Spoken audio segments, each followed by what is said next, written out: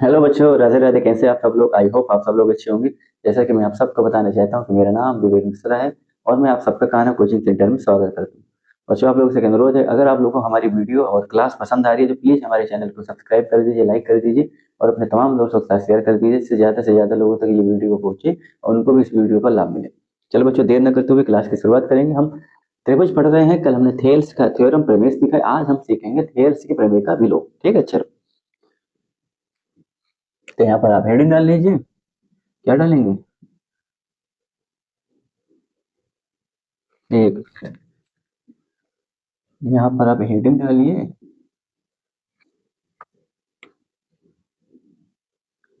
यहाँ हेडिंग है थेल्स के प्रमेय का विलोम।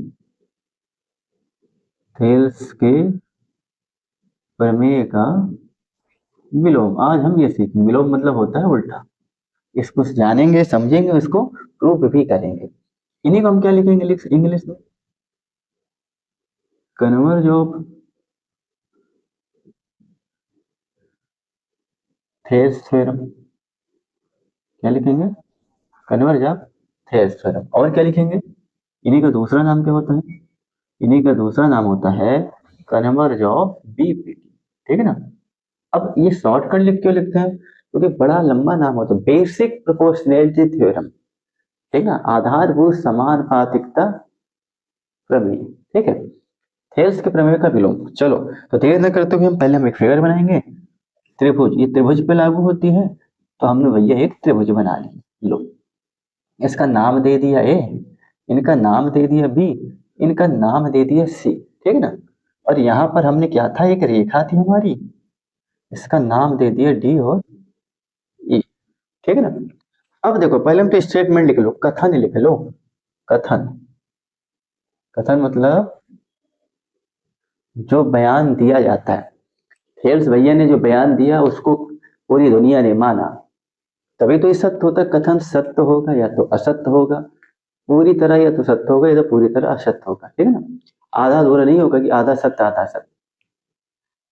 देखो, अब गणित इन्होंने क्या, इन्होंने एक बयान दिया। बयान, बयान शब्द थोड़ा अटपटा लगता है। स्टेट, कथन, बयान का मतलब एक ही होता है, जो चीज ओरल, मौखिक या लिखित रूप से दी जाती, लिखित में या मौखिक में। तो इन्होंने क्या बयान दिया, इन्होंने क्या कथन दिया, देखिए। अब इन्होंने थेल्स के प्रेमियों का विलोम क्या बताया, पहले हम आपको लिख देते हैं फिर आपको बताते हैं। यदि कोई रेखा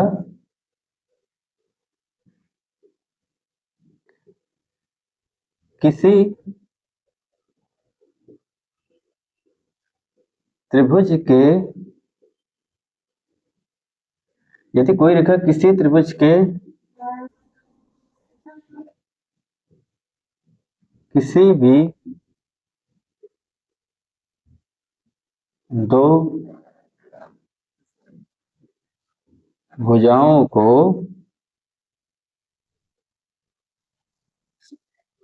समान अनुपात में विभाजित करती है, क्या लिखा हमने? विभाजित करती है,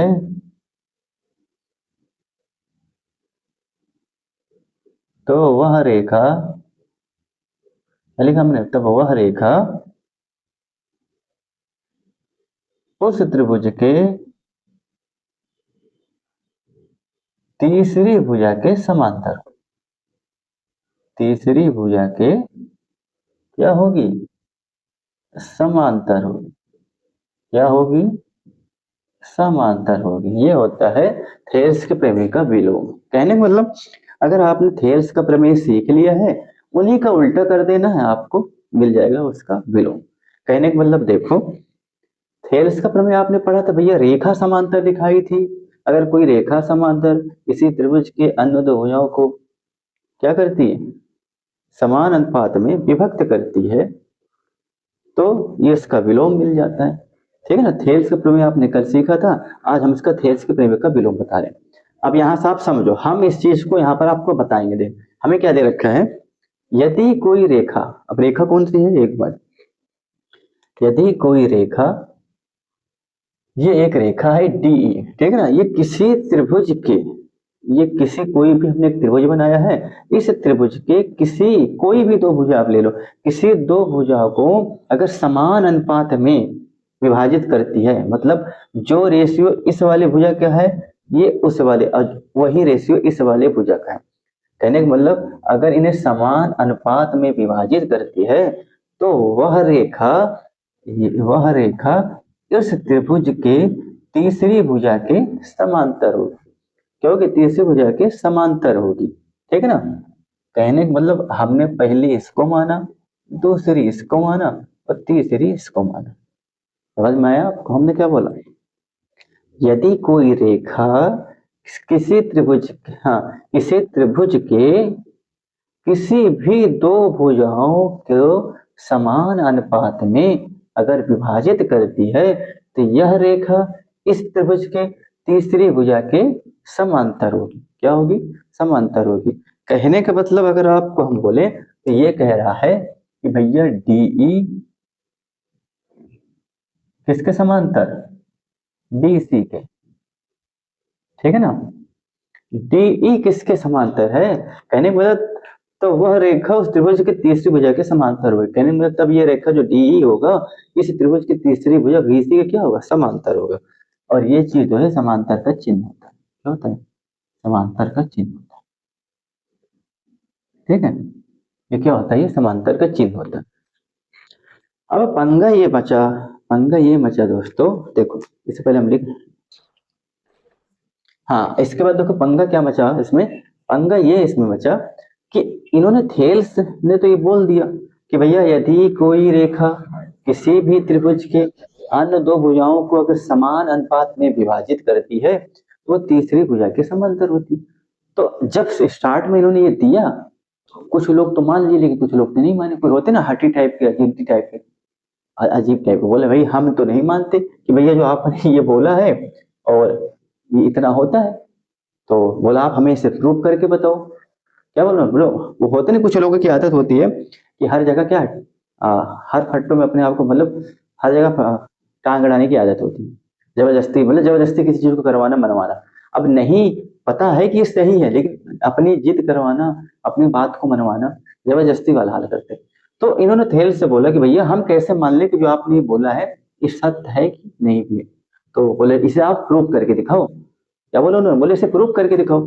तो थेल्स भैया कहते चलो भैया हम प्रूव करके भी दिखा देते हैं। तो अब इसको पढ़ेंगे, इसे प्रूव करके हम देखेंगे कि जो इन्होंने बोला है ये यहाँ पर क्या ये सत्य है कि ऐसे ही दे रखा है। अब यहाँ जंग छिड़ी ना, इन्होंने बोला भैया ये होता है, अब इन्होंने ये बोल तो दिया, अब लोग पता नहीं इसको मान रहे कि नहीं मान रहे। कुछ लोग जो हटी हो तो इन्होंने विरोध कर दिया, बोला भैया हम इसको नहीं मानते। तो बोला चलो ठीक है हम आपको सिद्ध करके दिखाते हैं, आप इसका स्क्रीनशॉट ले लीजिए, चलते हैं भैया उनकी बातों को सिद्ध करने। ठीक है, ये हटा दे, इसको हटा देते हैं। ठीक है, आपने स्क्रीनशॉट ले लिया, हटा देते। अब चलते हैं इनको सिद्ध करने। क्या करेंगे? नहीं, सिद्ध करने चलेंगे। अब भैया लोगों ने विरोध किया ना उसका, बोला भैया हम थे भैया आपका विरोध करते, हम नहीं मानते कि आपने जो बोला है वो सत्य है। कुछ लोग होते हैं ना हटी टाइप की जिंदगी। चलो थोड़ा पानी पी लेते हैं, इसके बाद करते हैं सवाल। इसके बाद आपका प्रश्नावली है इसमें, एक प्रश्नावली 6.2 में आपके कितने सवाल हैं? इसमें आपके हैं 10 सवाल। कितने हैं? 10 सवाल है। 10 ही सवाल आपको करने बस। 1 2 और कितना है 3, हाँ 1 2 3 4 5 6 7 8 10 सवाल है, ज्यादा नहीं है, बोले इसमें 10 ही सवाल है। ये 10 सवाल आपके किस पे आधारित है? ये आपके पूरे बीपीटी पे आधारित है। कन्वर्ट जॉब बीपीटी और एक ये आपका बीपीटी। ठीक है ना, ये आपका इसमें समानता है। ठीक है, चलो सवाल लगा लेते हैं फिर करते हैं।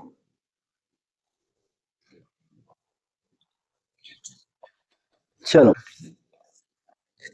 अब आपको बता देते हैं। चलिए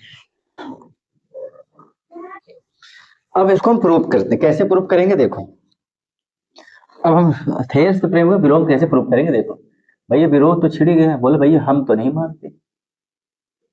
बोला क्यों नहीं मानते? क्या पता भैया आपने सच बोला है कि नहीं बोला है, हम कैसे मान लें। देखो ये हमने एक त्रिभुज बना लिया, ठीक है ना। जो हमें दे रखा था हमने पहले इसको बना लेते हैं, ए बी सी, और यहाँ पर एक ये है, एक ये है, इसका नाम है डी, इसका नाम है ई। ठीक है, अब देखो, अब हुआ क्या, उन्होंने बताया कि भैया अगर बराबर अनुपात में, समान अनुपात में विभक्त करते हैं, विभाजित करते हैं, तो ये रेखा इसके समांतर है। ठीक है ना। तो अब लोग मानने को तैयारी नहीं, बोला नहीं हम नहीं मानते इसकी रेखा समांतर है। ठीक है ना। देखो तो हुआ क्या, देखो हमें क्या, हमने माना क्या, पहले मानो, ये थेस भैया ने क्या माना, माना कि एक त्रिभुज एबीसी है, एक त्रिभुज ए बी सी है, ये थेस भैया मान रहे हैं, उनको सिद्ध करके बता रहे हैं कि भैया एक त्रिभुज एबीसी है, और त्रिभुज में समांतर रेखा डीई, जो ए बी भुजा को, ए बी, हाँ ए बी भुजा को डी बिंदु पर तथा एसी भुजा को, एसी भुजा को ई बिंदु पर बराबर अनुपात में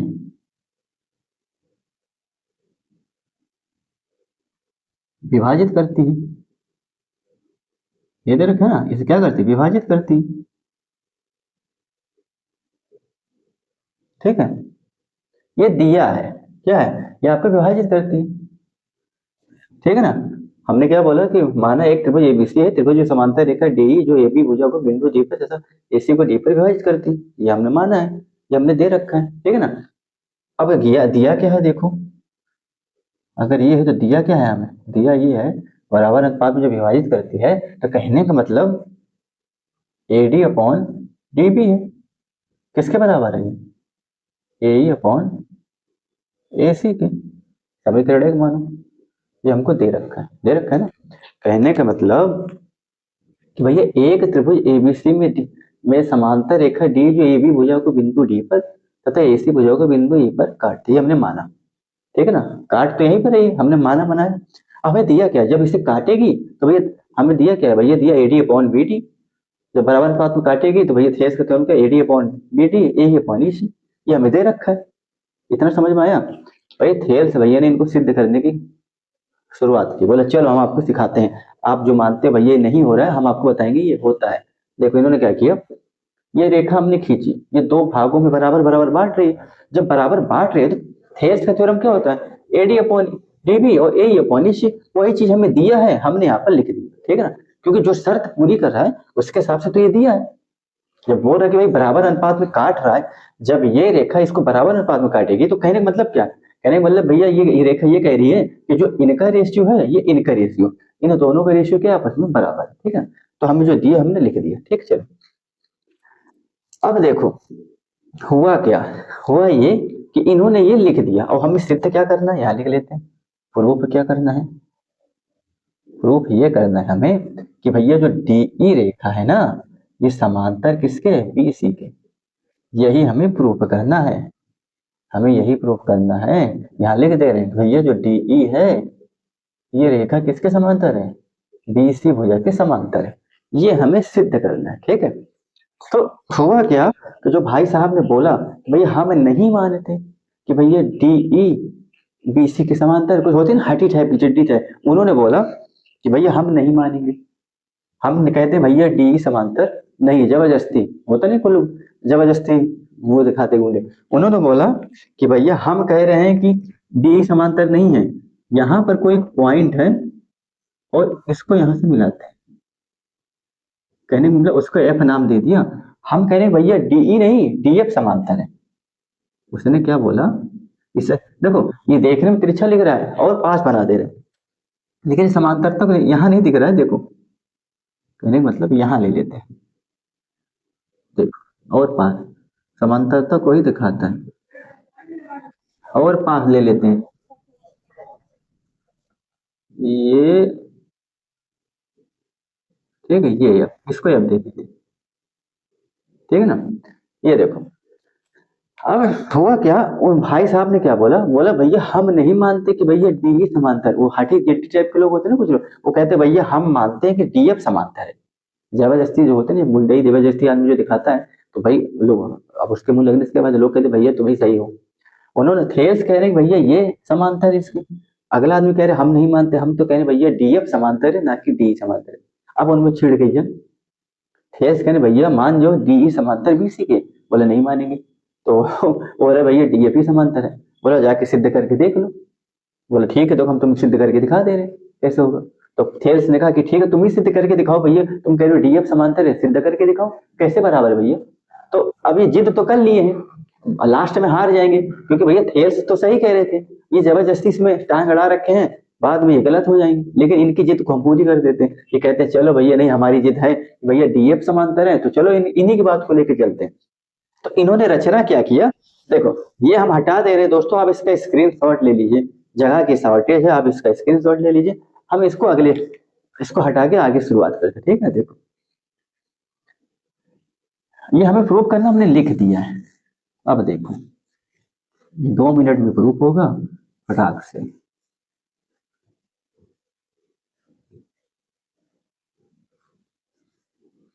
देखो अब हुआ क्या, ये अब इन्होंने रचना की, क्या रचना की, कंस्ट्रक्शन कर दिया। बोला भैया हमने कहा ये बराबर नहीं है, डी को एक बिंदु जो AC पर स्थित है, स्थित है से मिलाया। क्या किया, से मिलाया। इन्होंने क्या किया, इन्होंने जबरदस्ती क्या की भैया, डी को एफ से मिला दिया। बोले हम मानते हैं भैया डी एफ बड़ा समांतर है किसके, बीसी के। तो इन्होंने जबरदस्ती क्या किया, डी को एक बिंदु जो एसी पर स्थित है, उस हाँ जो एसी पर स्थित एफ है, डी को एक बिंदु जो एफ, हाँ डी, डी को एक बिंदु जो एसी पर स्थित है, स्थित एफ है, इसका एफ है ना, इसका एफ है से मिलाया। ठीक है, लिख ये अपने आप से कोई अपने एफ से मिलाया, ये रचना हम अपनी तरफ से लिखते हैं, आप भी अपने हिसाब से अपने भाव से लिख सकते हो, कोई जरूरी नहीं आप इसको ही लिखो।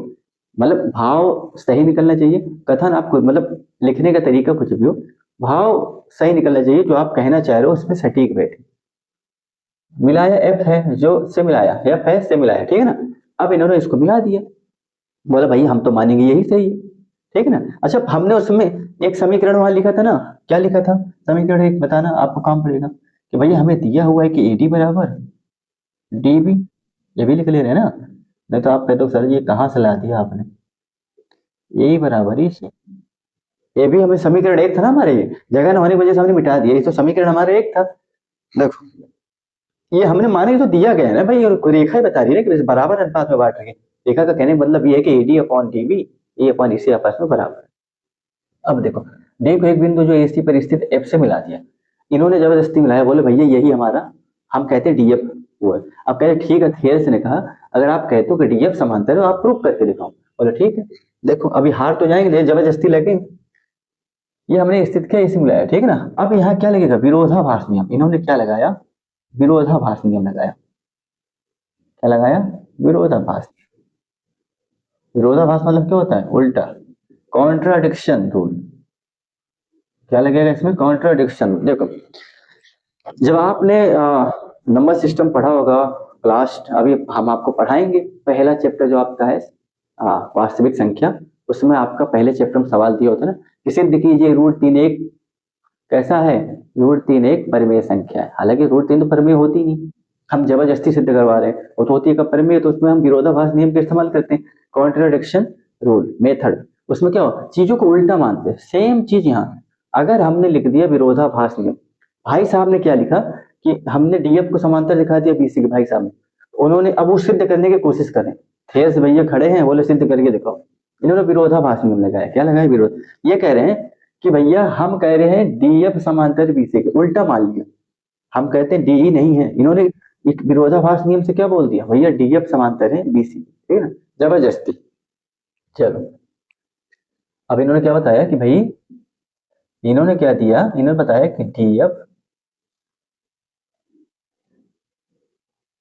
डीएफ समांतर किसके है, डीएफ समांतर है बीसी के, ठीक है ना। ये इन्होंने माना, बोला विरोधाभास नियम से इन्होंने क्या बोला भाई, डीएफ समांतर किसके, बीसी से। ये इन्होंने माना, उस चीज को क्या कर दिया, माना कि भैया डीएफ समांतर बीसी के, ये मान रहे। ये कह रहे थे थेल्स भैया कि भैया डीई समांतर बीसी का, आप हमें सिद्ध करने दो। बोला नहीं, डीएफ समांतर है किसके, बोले बीसी के। थेल्स कह रहे सिद्ध करके दिखाओ, बोला अभी सिद्ध करके दिखा रहे, ये देखो ये कह रहे डीएफ समांतर बीसी के। तो अगर इनके हिसाब से डीएफ समांतर बीसी की है तो इस पे क्या लगेगा, इस पे थेल्स का प्रमेय लग जाएगा।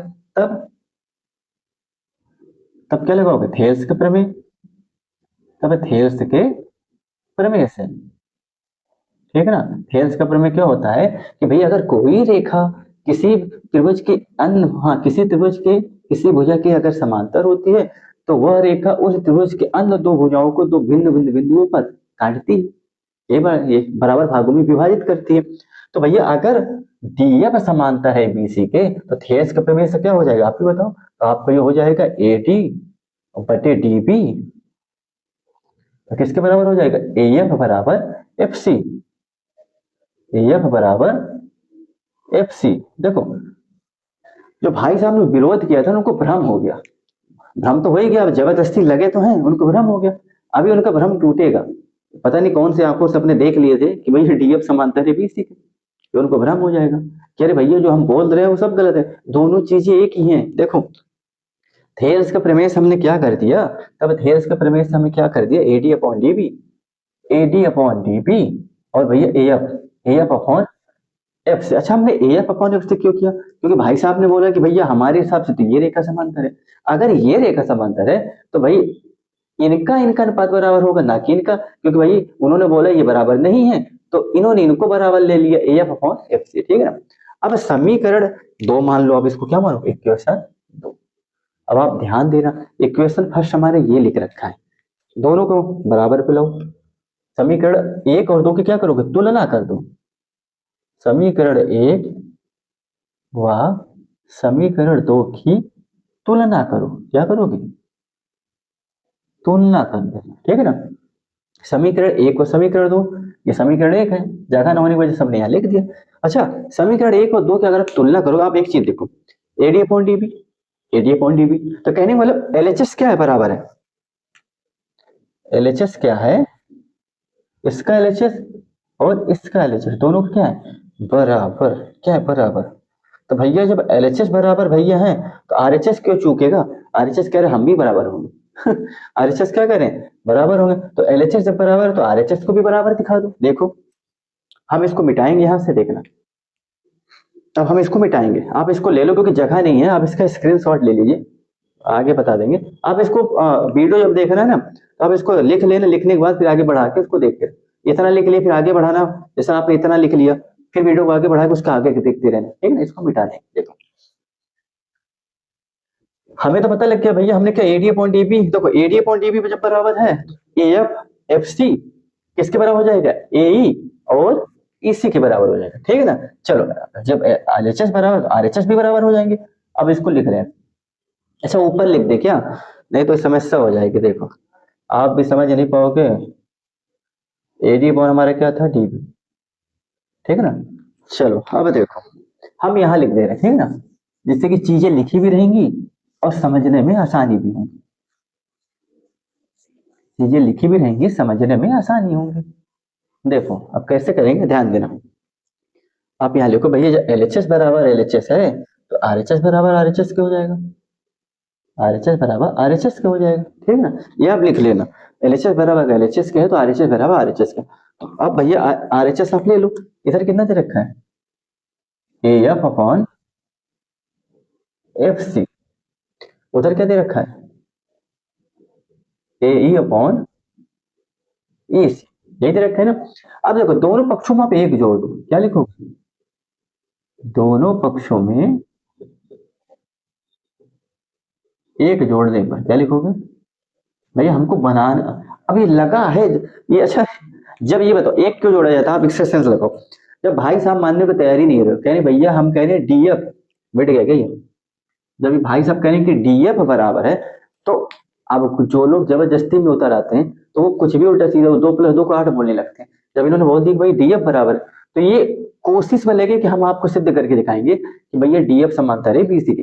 तो ये जब अपनी जिद में है तो ये कुछ भी उल्टा सीधा मानेंगे, जो इनके मन में आ रहा करते जा रहे हैं, जबरदस्ती मानते जा रहे हैं, क्योंकि इनका लक्ष्य क्या है, जबरदस्ती सिद्ध करने की कोशिश न करे, यार कहीं सिद्ध हो जाए, नहीं तो हमने थेर से बोला तो भैया आप गलत हो, कहीं हमारी पोल खुल गई तो फिर बेइज्जती हो जाएगी। अब ये दोनों पक्षों में एक, ये अपने मन से कर रहे हैं भैया हम जोड़ेंगे दोनों पक्षों में एक, कुछ इनके दिमाग में आया होगा। तो भैया ये हम तुम नहीं कर रहे, इन्होंने ये कर रहे हैं, इनकी चीजों को हम कर रहे हैं लोग। एक यहाँ जोड़ दिया, एक यहाँ जोड़ दिया, ठीक है ना। अब इनकी जरूरत तो नहीं है, यहाँ आप इसको हटा दे रहे हैं। देखो भाई साहब ने एक तो जोड़ दिया, अब देखो, अब आप बताओ कितना हो जाएगा, एफ, ये उधर जाएगा तो एफ सी बचेगा, क्या हो जाएगा एफ सी, इनको बताओ, ए ई उधर जाएगा तो ई सी, ई सी हो जाएगा। अब आप एक चीज बताओ, A F plus F C, A F plus F C किसके बराबर है, ए सी के बराबर। तो आप क्या लिखोगे यहाँ, ए सी, समझ में आया ना। नीचे क्या लिखोगे, एफ सी। यहाँ देखो ए प्लस ई सी, ए ई प्लस ई सी, ये किसके बराबर है, ए भी ए सी के बराबर है, ठीक है ना। कितना हो जाएगा, एच ई सी, ठीक है ना। अब आप ए सी से ए सी को हटा दो, क्या करोगे, ए सी से ए सी को हटा दो, आपने एसी से एसी को हटा दिया, तो आपका बचा क्या, आप ही बताओ, 1/FC और 1/EC, यही बचा। अब देखो इसको भी हम हटाएंगे दोस्तों, यहाँ इसको प्रूव कर देंगे, आप इसका स्क्रीनशॉट ले लो, इसको भी हम हटाएंगे, ठीक है। देखो अब यहाँ देखना क्या बचा, ऊपर वाला हम हटा दें, अब ध्यान देना, ये आपका आ ही गया। अब देखो हमने क्या बोला, अब इनका व्युत्क्रम ले लो, इन दोनों को क्या लोगे, वो व्युत्क्रम ले लो, इन दोनों क्या ले लो, व्युत्क्रम लेने पर, अगर इनका व्युत्क्रम ले लोगे तो क्या बचेगा, आप ही बताओ। ये आपका हो जाएगा एफ सी बराबर ई सी, क्या हो जाएगा, एफ सी बराबर ए सी। अब आप एक चीज देखो, इनका भ्रम अब इनका भ्रम धीरे धीरे टूट रहा है, अब इनको कंफ्यूजन पैदा होगी, बोले तो हमारे भ्रम बना था, एफ सी बराबर ए सी के, एफ सी बराबर किसके, एफ सी ई सी के बराबर है। ये जो एफ सी है भैया, ये जो एफ सी है ये ई सी के बराबर है, कहने का मतलब इनको कि ये जीएफ बराबर कोई रेखा हो नहीं है, इनका भ्रम था, अब इनका भ्रम दूर हो रहा है, कहने का मतलब दोनों तो बराबर है, जब दोनों बराबर है तो कहने का मतलब ये एक ही बिंदु है। देखो भैया हमें शुरू में दे रखा था कि क्या दे रखा था कि डीएफ, हाँ डीएफ समांतर क्या माने थे हम, डीएफ समांतर माने थे किसके, बीसी के, ये हमने दे रखा था ना। लेकिन आप ये देखो एफ सी समांतर सी के है, मतलब पूरे एसी के बराबर, तो अगर आप सी को हटाओगे तो क्या आ जाएगा, एफ बराबर किसके, ई के, है कि नहीं। एक चीज बताओ भाई, एफ सी समांतर किसके, एफ सी समांतर है ई सी के, तो अगर आप यहाँ से सी को अगर आप हटाओगे तो एफ किसके समांतर आ रहा है, एफ समांतर आ रहा है ई के। अब समांतर ई के मतलब भाई एफ बराबर समांतर किसके, ई के, एफ बराबर किसके, देखो नहीं सॉरी सॉरी समांतर नहीं है, ध्यान दो, एफ सी किसके बराबर है, एफ सी बराबर है ई सी के, मतलब जो एफ सी है वो ई सी, सॉरी सॉरी थोड़ा माफ करना, मैं समांतर बोल दिया था, गलत हो गया। हमने कहा एफ सी बराबर है ई सी के, एफ सी बराबर है ई सी के, मतलब जो एफ सी है वही ई सी है। ये भ्रम था भाई साहब का, इन्होंने जबरदस्ती एफ मान लिया था। तो जब आप सी हटाओगे तो एफ बराबर ई के, मतलब एफ ई आपस में क्या है, बराबर है। जब एफ और ई बराबर हैं तो मतलब वो दोनों एक ही बिंदु हैं, एफ नाम का कोई बिंदु है ही नहीं। क्या लिखोगे कि जब एफ बराबर ई के, तब क्या लिखो, एफ बराबर ई के, तो एफ और ई एक ही बिंदु है, क्या लिखोगे, एक ही बिंदु है, क्या लिखोगे, एक ही बिंदु है। तो जब एक ही बिंदु होगा तो कहने का मतलब हमारा क्या हो जाएगा, डीई बराबर डीई समांतर किसके, डीई समांतर आपके हो जाएगा बीसी के। क्या हो जाएगा, बीसी के। कहने का मतलब ये तो लास्ट की परिकल्पना है, आप इसको थोड़ा समझने की कोशिश करिए। हमने क्या बोला कि भैया जब एफ बराबर ई के, एफ ई आपस में बराबर है, जब एफ ई बराबर है तो भैया एफ नाम का कोई भी ऐसा रेखा डीएफ है ही नहीं। भाई इनका भ्रम क्या था, भाई साहब को भ्रम था कि भाई हमने डीएफ माना, डीएफ माना था ना, तो भाई एफ और ई बराबर है। जब एफ और ई बराबर है कहने मतलब दोनों एक ही बिंदु हैं, ये उनको भ्रम था, इनको एफ जबरदस्ती दिख रहा था, उनके दिमाग में कैसा जादू हो गया था, इनको ई के अलावा एक एफ दिखने लगा था, ठीक है ना। तो कहने का मतलब जब ई और एफ बराबर है तो इसका मतलब डीई रेखा समांतर बीसी के, ऐसा एफ नाम का कोई बिंदु है ही नहीं, लेकिन उनका एक क्या था, एक भ्रम था। तो आप क्या लिखोगे, वो एफ और ये एक ही बिंदु है। जब एक ही बिंदु है, आप ही बताओ, जब दोनों एक ही बिंदु हैं तो एफ, जब ये दोनों एक है तो इनका कोई रोल ही नहीं, इसका मतलब डी ही है, जो पहले थेल्स भैया लेके चले थे, जो थेल्स भैया पहले लेके चले थे डीई ही तो है, और एफ नाम का तो कोई चीज है ही नहीं। इन्होंने जबरदस्ती माना था, भाई साहब ने उसे विरोध किया था थेल्स से, क्योंकि यह दिख गया। तो थेल्स भैया ने बोला भाई अब बताओ, ये एफ ई तो बराबर आ गए, आप कह रहे हो एफ अलग है भैया, एफ डी एफ समांतर है बी सी के, तो ये तो एफ ई बराबर है। जब एफ ई बराबर है इसका मतलब दोनों एक ही बिंदु, वो वास्तविक में क्या ई ही है, जबरदस्ती उन्होंने एफ माना था। तो बोले भैया क्षमा कर दो, गलती हो गई। कहने का मतलब एफ बराबर ई, तो एफ और ई एक ही बिंदु, तो डी एफ डी ई बराबर बी सी के, डीई समांतर बी सी के। क्यों, क्यों भैया हमने डीई, थेल्स भैया ने बोला था कि डीई समांतर बी सी की है, लेकिन भाई साहब ने बोला था डी एफ समांतर बी सी की, ठीक है ना। तो जब दोनों एक ही बिंदु है तो ऐसा कोई बिंदु है ही नहीं, तो डी समांतर किसको जाएगा, बीसी का। आप लिख ले रहे भैया, जब एफ और ई एक ही बिंदु है तो डी समांतर किसको जाएगा, बीसी के, क्योंकि हमने डी बराबर बीसी समांतर के लिए था। आई होप आपको समझ में आया होगा, ठीक है ना। एफ बराबर ई सी, सॉरी एफ बराबर ई, एफ बराबर ई, जब एफ बराबर है तो ऐसा कोई बिंदु है नहीं। इसका आप क्या लिखोगे, हमारी परिकल्पना गलत है। यहाँ क्या लिखोगे, देखो इसका स्क्रीनशॉट ले लो, आप स्क्रीनशॉट ले लीजिए, लीजिए इसे हम हटा दे रहे हैं, यहाँ लिख दे रहे हैं। अब आप क्या लिखोगे, अतः, हम अपनी क्यों लिखें, भाई साहब ने मारी थी, अतः हमारी कल्पना गलत थी। क्या थी, गलत थी। डीई समांतर बीसी के, नहीं ये ना लिखो, हमारी परिकल्पना गलत थी कि डीएफ समांतर किसके, बीसी के। हमने परिकल्पना मानी थी कि भैया डीएफ समांतर बीसी गलत है। सही परिकल्पना, सही सही हमारी क्या है, सही हमारा है कि भैया हमारी परिकल्पना गलत है कि डीएफ समांतर बीसी के है, क्योंकि हाँ हमारी परिकल्पना गलत थी कि डीएफ समांतर बीसी के है, ठीक है ना। हमारी परिकल्पना क्या था, डीएफ समांतर, अरे डीएफ समांतर बीसी के है, अतः क्या होगा, डी समांतर बीसी के होगा, ठीक है ना। ये आपका इति सिद्धम, क्या लिखोगे, हमारी परिकल्पना गलत थी, जो हमारी परिकल्पना मानी थी, तो भाई डीएफ समांतर बीसी क्यों गलत है, अतः डीई समांतर किसका होगा, डी समांतर बीसी का होगा, ठीक है ना। आई होप आपको समझ में आया होगा, आप इसे लिख लीजिएगा। हमने आपका थेल्स का प्रमेय पढ़ा दिया, हमने आपको थेल्स के प्रमेय का विलोम पढ़ा दिया, आपका इन्हीं दोनों प्रमेय पर प्रश्नावली 6.2 आधारित है। कल हम प्रश्नावली 6.2 के सवालों को लगाएंगे। आज के लिए इतना ही, कल फिर मिलेंगे, कल फिर मिलेंगे इसी समय, तब तक के लिए राधे राधे, जय श्री कृष्ण।